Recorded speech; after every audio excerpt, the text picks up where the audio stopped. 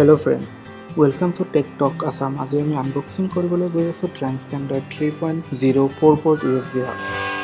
Okay, let's open it. এইটোৰ দাম হ'ল 2100, বাট আপুনি আমাজনত 1600 মানত পাই যাব। ইয়াত আছে 4টা USB 3.0 port. ইয়াৰ এটা পৰ্টে ছাপোৰ্ট কৰে মোবাইল চাৰ্জিং আৰু আছে USB হাবত পাৱাৰ সাপ্লাই কৰিবৰ কাৰণে এটা 12 volt DC এডাপ্টাৰ। চাৰ্জিং পোৰ্টৰ আউটপুট কেপাচিটি হ'ল 1.2 k।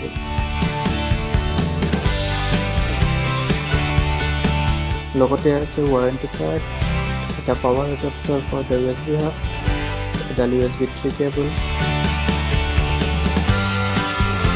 আৰু মেইন ট্ৰান্সকেণ্ড USB হাব। এইটো সাইডে আছে 1 2 3 4 আৰু এইফালে কানেক্টৰ আৰু পাৱাৰ ইন পোৰ্ট।